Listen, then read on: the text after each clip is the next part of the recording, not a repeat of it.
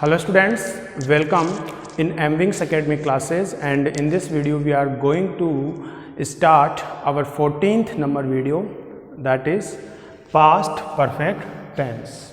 Okay, so what is past perfect tense? Otherwise, when we can use past perfect tense? So always remember one thing, a past perfect tense never is used in single sentence. Okay, what is it means, एक past perfect tense जो है इसका use हम कभी भी एक single sentence में generally नहीं करते हैं.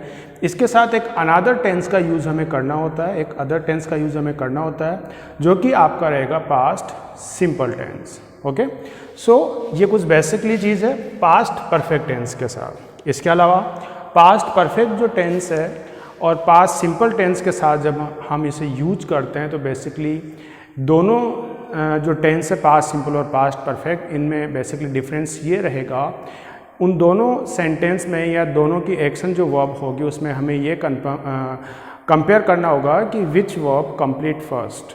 ओके, कि कौन सी वो वर्ब है जो कंप्लीट होती है first in compare another verb. एक दूसरी वर्ब के मुकाबले जो भी वर्ब फर्स्ट कंप्लीट होती है, जो भी एक्शन फर्स्ट कंप्लीट होता है, उस एक्शन को अपने को राइट करना होता है पास्ट परफेक्ट टेंस में, और रिमेनिंग जो एक्शन रह जाएगा उसे आप राइट करते हैं पास्ट सिंपल टेंस में.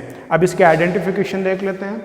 आइडेंटिफिकेशन अगर हिंदी के सेंटेंस को लेकर हम देखना चाहें तो ऐसा कोई भी सेंटेंस जिसमें एक कॉम्बिनेशन बना हो, चाहे वो क के साथ है का, तो ये ऐसा जो कॉम्बिनेशन होगा हिंदी का एंडेड जो सेंटेंस होगा इनके साथ, वो रहेगा आपका पास्ट परफेक्ट का.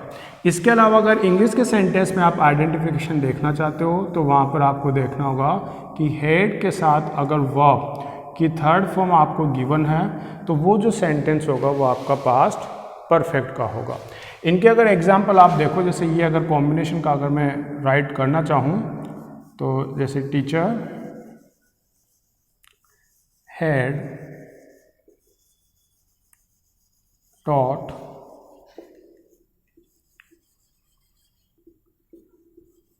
This topic. तो ये जो सेंटेंस है इसमें देखिए हेड का यूज हुआ है और हेड के साथ यहाँ पर फर्स्ट फॉर्म यूज हुई है taught, and it's first form is teach. This is your first form and this is your third form. तो ऐसा अगर कॉम्बिनेशन आपको गिवन हो या आप राइट करते हो तो वो सेंटेंस आपका रहेगा पास्ट परफेक्ट का. यहाँ पर अब सेंटेंस की हम बात कर लेते हैं. बेसिक अपना जो सेंटेंस होता है वो अफर्मेटिव होता है.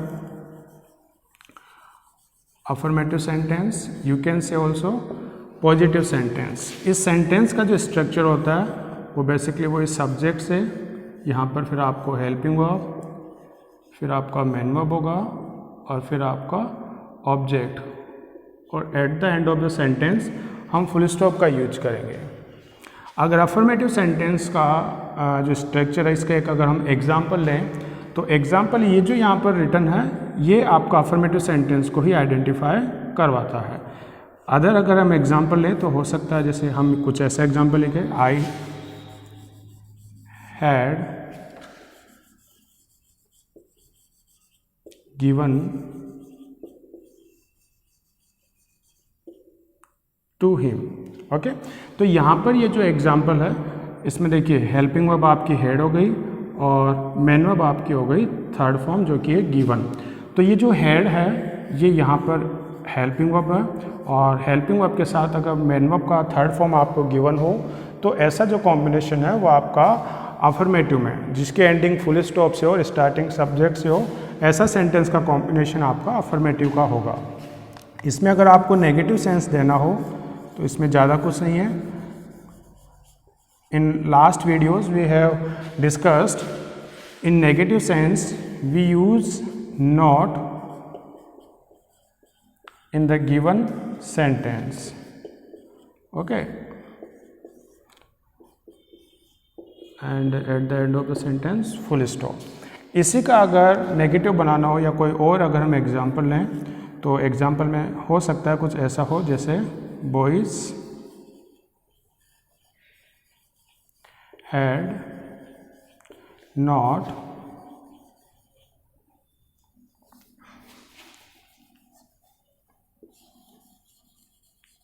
finished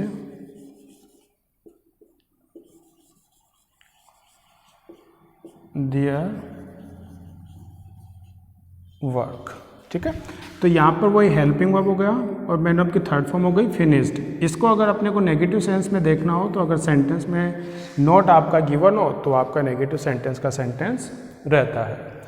इसके बाद नेक्स्ट आपका जो सेंटेंस का फॉर्मेशन होता है वो रहेगा आपका इंटरोगेटिव।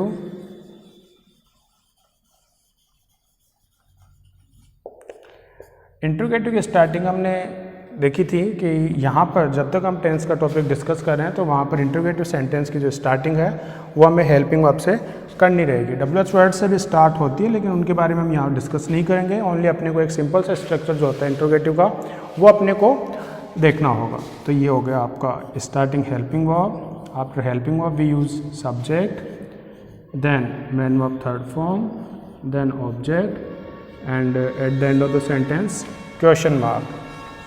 अब देखिए हेल्पिंग वर्ब तो अपने को पता है कि पास्ट परफेक्ट जो उसकी हेल्पिंग वर्ब होगी हेड, तो हमने यहाँ पर हेड का यूज किया। सब्जेक्ट आप अपने अकॉर्डिंग कोई भी सेंटेंस अगर बनाना चाहते हो तो कोई सा भी सब्जेक्ट आप यूज कर सकते हो। तो जैसे मैंने यहाँ पर सेकेंड पर्सन यूज किया, सब्जेक्ट यू, तो had you met her and question mark. तो हेड यहाँ पर हेल्पिंग वर्ब हो गई, मेन वर्ब यहाँ पर मेट हो गई जिसकी फर्स्ट फॉर्म होती है मीट। बाकी सब्जेक्ट आपका यू है, ऑब्जेक्ट आपका यहाँ पर हर हो गया। इंट्रोगेटिव फॉर्म कैसे बना, स्टार्टिंग हेल्पिंग वर्ब से की और एंडिंग में हमने क्वेश्चन मार्क का यूज किया। तो ये इंट्रोगेटिव सेंस का जो सेंटेंस है आपका वो फॉर्म्ड हो गया। इसी में अगर अपने को नेगेटिव इंट्रोगेटिव करना हो तो कुछ नहीं है, बस आप सब्जेक्ट के बाद इसमें नॉट आपको यूज करना होगा।